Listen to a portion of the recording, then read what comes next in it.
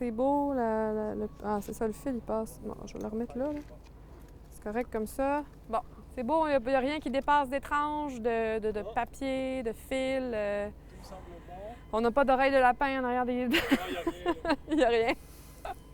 Pas un cèdre qui me semble. Non. Bon, parfait. OK. Ça tourne dans 3. On est la sirène. Fait qu'on se présente pour commencer. Bien, moi, je vais introduire, puis je vais te dire, je suis avec Pierre Verpal, géologue. Bonjour, Pierre, merci d'être avec nous, tu sais, D'accord. ce genre de choses-là. Parfait. Comment va ta Bon. vie, Pierre? Quand vous voulez. C'est quand on veut? Bon, parfait. OK. Toujours un petit fou rire de quelques secondes. Oui. Ça va disparaître après.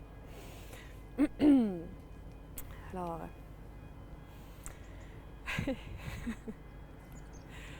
Bonjour, ici Félicia Corbeil-Labbé. Je suis coordonnatrice du Géoparc de Charlevoix. Est-ce que vous voulez que je recommence à cause du... Ouais, Il va en avoir tout le temps, hein? Fait qu'on s'en fout. Bon, je vais le reprendre pareil parce que je vais avoir un petit peu plus d'assurance. Bonjour, ici Félicia Corbeil-Labbé. Je suis coordonnatrice du Géoparc de Charlevoix. Aujourd'hui, on est à Pointe-au-Pic dans la municipalité de la Malbaie. Aujourd'hui, on est à Pointe-au-Pic qui est à la Malbaie. On est devant le géosite du Cap-Blanc et je suis avec Pierre Verpalst, géologue. Bonjour Pierre. Bonjour Félicia.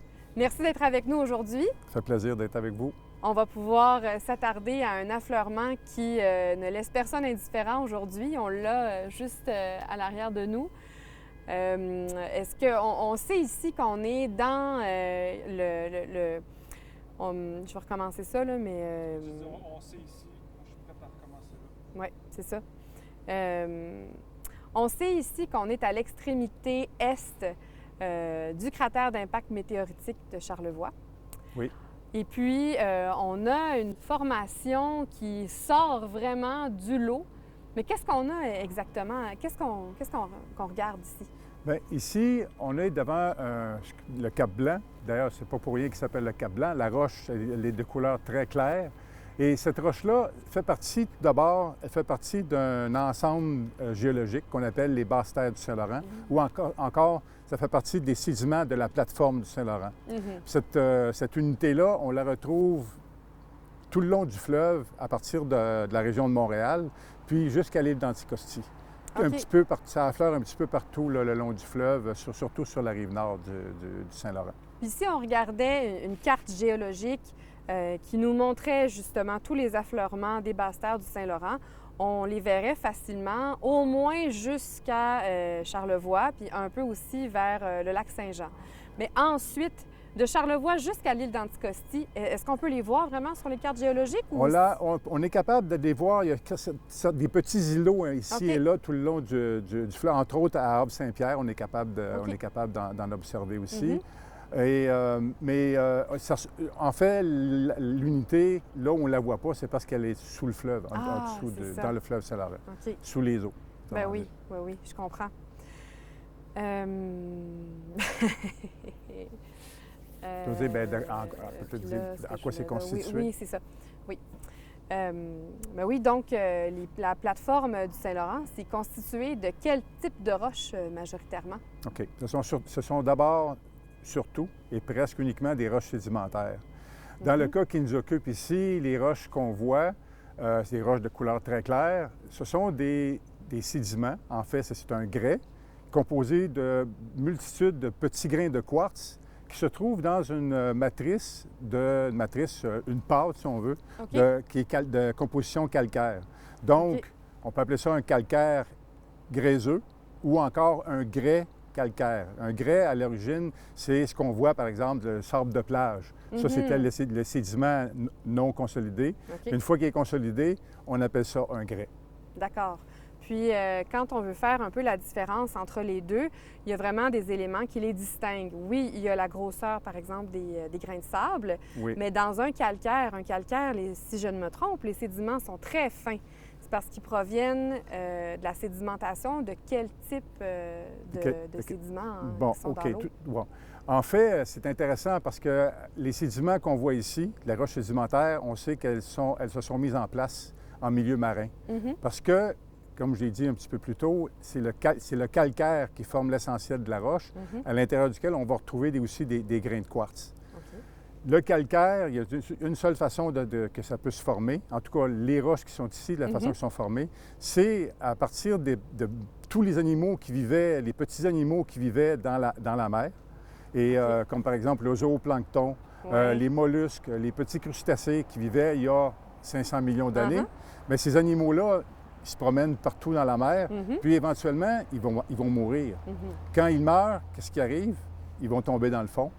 La matière organique qui les compose va se décomposer et tout ce qui va rester, c'est la plupart de ces petits animaux-là ont une carapace.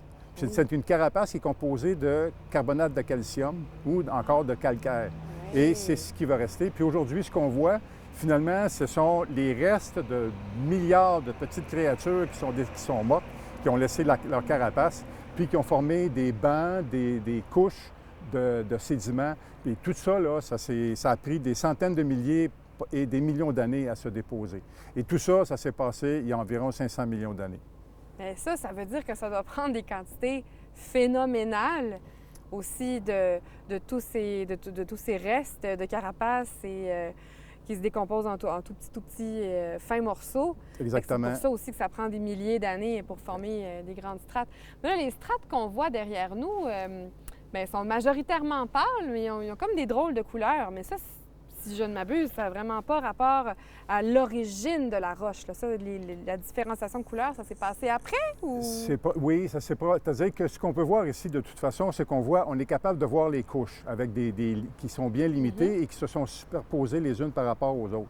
Tandis que les autres lignes grises qu'on aperçoit, bien, c'est tout simplement qui est dû au suintement sur la paroi, qui viennent de fractures, de l'eau qui a suinté dans les fractures, puis qui a entraîné des minéraux et d'autres substances, même de la matière organique, puis ça s'est précipité sur la surface. Ce qu'on voit, les lignes verticales, là, c'est beaucoup plus récent que tout le reste. C'est peut-être lieu de seulement quelques dizaines d'années. L'année prochaine, ça va peut-être avoir une autre couleur aussi.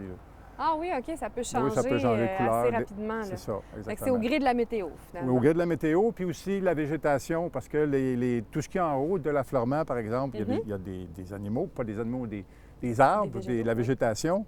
Bien, la végétation, c'est la matière organique qui se décompose, puis c'est entraîné par l'eau de météorisation et qui va s'écouler à travers la roche, puis qui va donner ça. OK. Hey, c'est super intéressant, ça.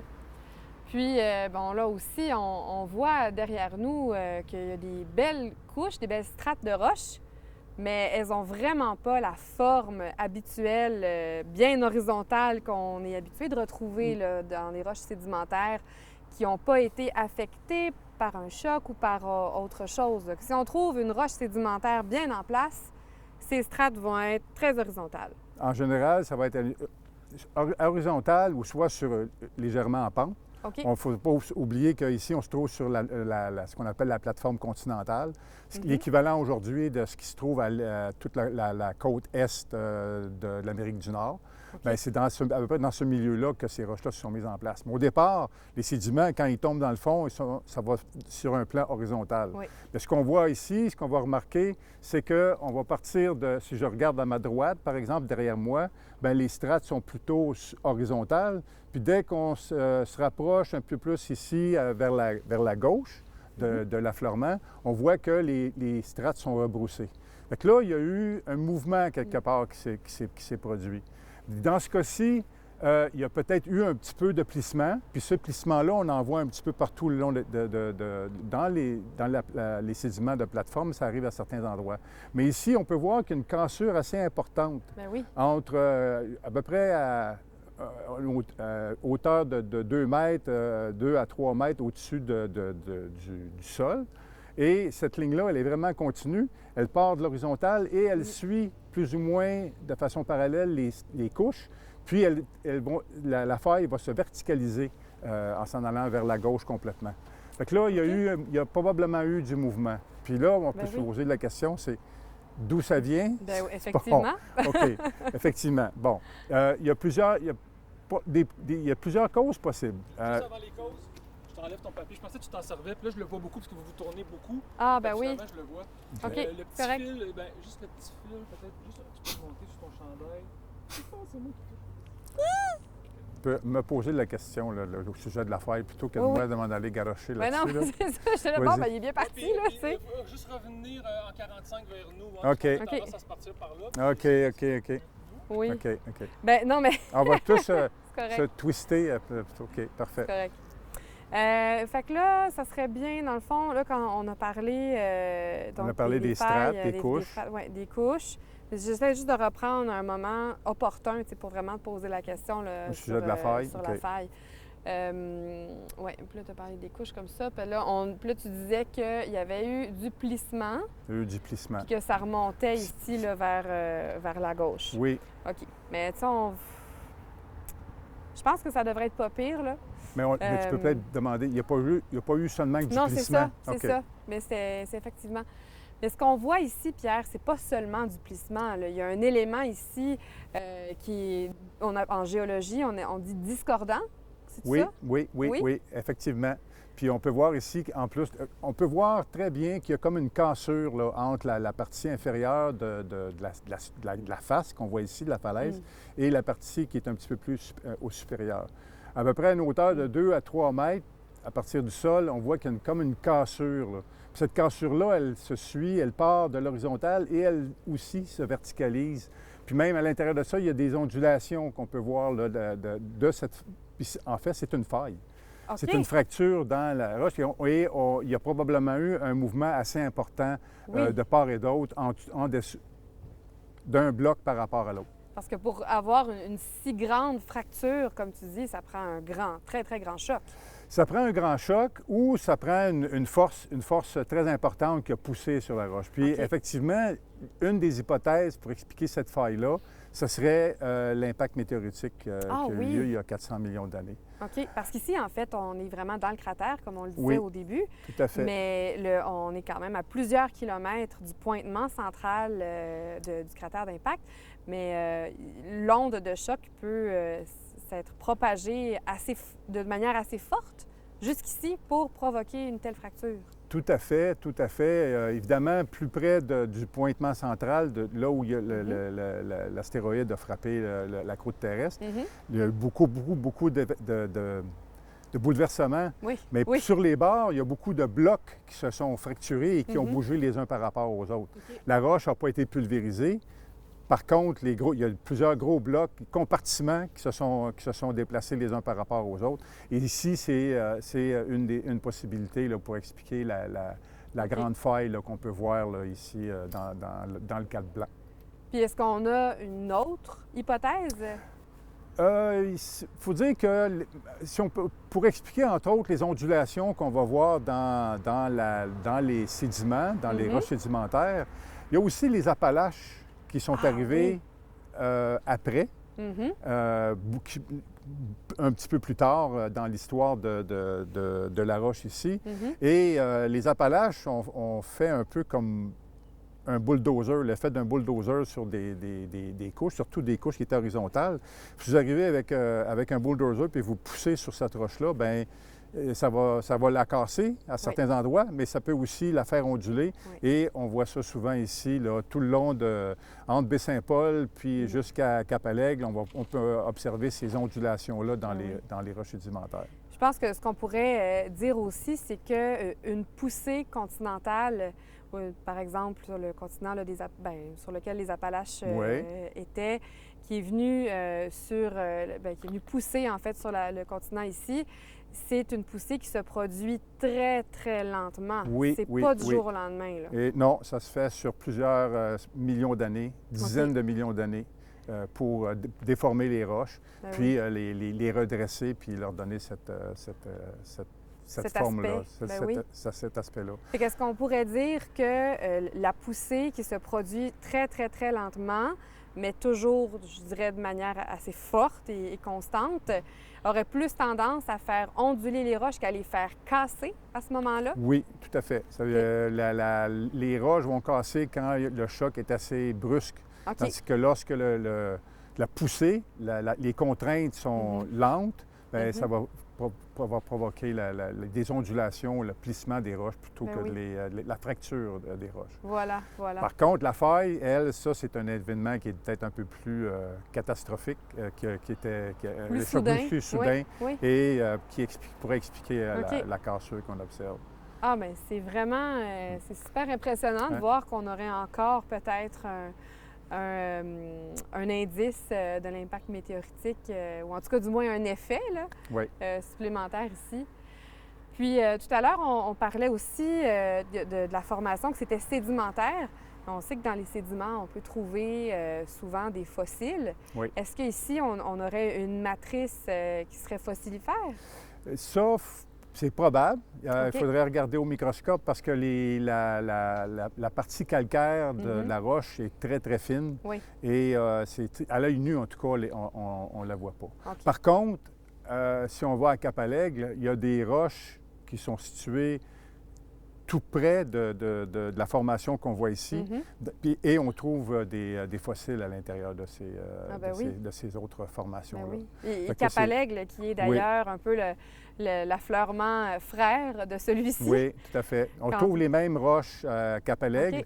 mais je pense un petit peu en dessous ou en dessus de cette formation-là, on va OK. trouver des unités calcaires avec des fossiles qui sont fossilifères. OK. Ah, mais c'est vraiment super intéressant. Qu'est-ce qu'on peut dire aussi? L'autre chose que je peux dire, c'est qu'il n'y a peut-être pas juste une faille ici. Ah oui, c'est ça. OK, bon, parfait. Je vais partir là-dessus. Merci, c'est vraiment super intéressant, donc oui. Et donc, cette formation géologique de grès calcaireux ou de calcaire gréseux, Oui. on la retrouve, comme on disait, à Cap-à-l'Aigle, mais on la retrouve aussi ailleurs sur le fleuve Saint-Laurent, ou Oui, près du oui. bord, ou du moins du Oui. fleuve Saint-Laurent, tout comme peut-être d'autres failles. Est-ce qu'il y aurait d'autres failles sur le bord du Saint-Laurent? Oui, tout à fait. D'ailleurs, la face de la falaise ici correspond probablement à une faille où elle a la même direction qu'une faille qui est très importante qu'on trouve tout le long du Saint-Laurent, qui s'appelle la faille du Saint-Laurent. Et le long de laquelle, souvent, la plupart des chocs sismiques, des tremblements de terre, se produisent là, encore de nos jours. C'est le long de cette faille-là que se produit. Et la face qu'on voit ici a là la même direction que la faille du Saint-Laurent. Et c'est possible qu'elle y soit associée ou qu'il y ait de la parenté là, entre la faille du Saint-Laurent et la face de la falaise qu'on voit ici. La faille du Saint-Laurent, en fait, c'est un réseau de failles parce qu'il y a-tu... Ça part de où à peu près jusqu'à environ?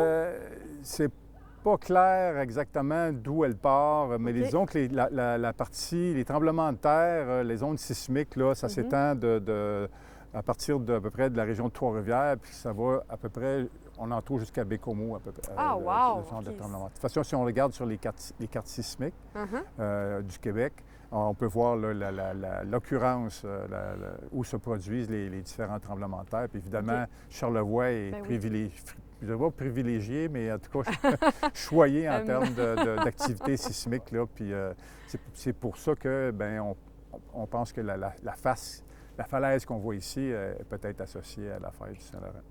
OK. Puis là, ça veut dire que s'il y a un réseau de failles bon, je ne veux pas dire ça, je vais recommencer. Alors, la sismicité qui est amenée par le réseau de failles, Oui. la faille du Saint-Laurent, c'est une raison pour laquelle, oui, on ressent ici beaucoup de tremblements de terre. Mais est-ce que c'est la seule, d'après toi? Raison? La seule seule raison? raison pour les tremblements de terre? Oui. Oui, bien, il y a d'autres explications. Entre autres, il y a aussi la remontée isostatique. C'est-à-dire qu'il y a entre 10 et 20 000 ans, il y a eu des glaciers ici. Oui. Et les glaciers avaient une très grande épaisseur. Mhm. Et lorsque les glaciers ont fondu, ils sont disparus, bien, la croûte s'est ajustée. Là, avec le poids d'eau qu'il y avait au-dessus de la croûte terrestre, bien, la croûte a été un peu enfoncée. Et aujourd'hui, elle serait encore en train de remonter. À certains endroits, ça peut remonter de quelques millimètres ou centimètres là, chaque année. OK. Il y a des mesures qui sont prises et c'est peut-être, ça peut être une cause des tremblements de terre qu'on observe ici. Autrement dit, quand les glaciers, le poids des glaciers sur la croûte terrestre, bien, j'ai comme l'impression qu'on pourrait faire un comparatif à quand on s'assoit sur notre lit. Finalement, quand on se lève, bien, le matelas il va reprendre sa place. Exactement. Il y a certains matelas qui ont des bons springs, fait qu'ils vont reprendre leur forme rapidement. Puis il y en a d'autres que ça va être un peu plus... Oui, long. puis il y en a qui disent que même l'impact météoritique a peut-être encore des effets. Ça a causé une faiblesse dans la croûte terrestre, dans le tour de Charlevoix. Pourquoi il y a plus de tremblements de terre dans Charlevoix? Bien, l'effet des glaciers, la fonte des glaciers, la faille du Saint-Laurent et qu'est-ce que je viens de mentionner? L'isostadie. L'isostadie, les glaciers qui sont partis. La faille du Saint-Laurent la faille et du Saint-Laurent l'impact et l'impact météoritique. Ça fait trois causes différentes là, qui pourraient expliquer la concentration de tremblements de terre dans Charlevoix. Oui.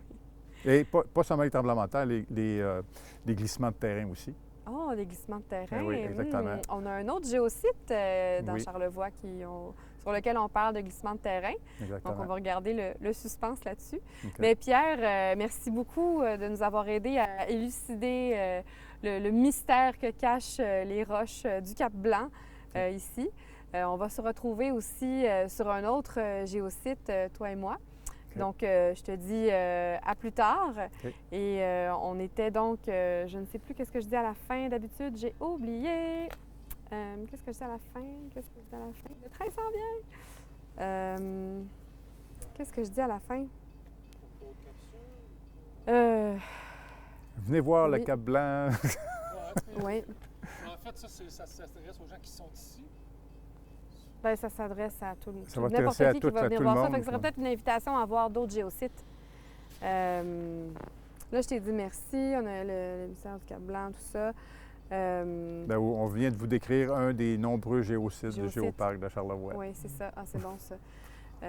Donc, c'était l'un des nombreux géosites du Géoparc de Charlevoix.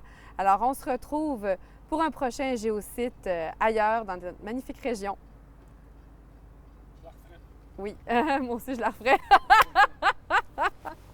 C'est pas pire, on n'a pas eu trop besoin de reprendre, de se reprendre. OK. Très beau. Le Cap-Blanc était l'un des nombreux géosites du Géoparc de Charlevoix. Alors, on se retrouve pour un autre géosite qui est dans je déteste cette phrase. OK, c'était l'un des nombreux géosites de Charlevoix. Et là, je vais faire un pas devant, comme ça. On va attendre que ça repasse.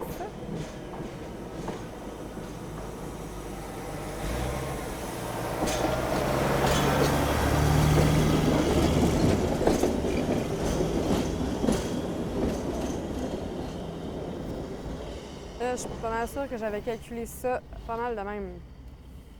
C'est pas pire? Oui. Bon, parfait. Bien, je pense que je vais juste... mais survient ton X, il n'y a plus de X. Hein? Oui, ça c'est bien. OK, c'est bien comme ça? Bon. Alors, merci Pierre de nous avoir aidés à élucider le mystère de la roche ici. On se retrouve pour un futur géosite. Sinon, ça ne marche pas. Oh, Seigneur! Allez, hop! OK. OK. Ben, tu n'es pas obligé de dire qu'on va se retrouver sur un autre géosite. Non, je sais bien. C'est mon cerveau qui roule en cassette, là. Ben, merci, Pierre, d'avoir été avec nous. Ça me fait plaisir, Félicia. Ce beau géosite du Cap-Blanc, de Pointe-aux-Pics à la Malbaie. Alors, on se retrouve pour d'autres géosites dans la merveilleuse région de Charlevoix. C'est beau?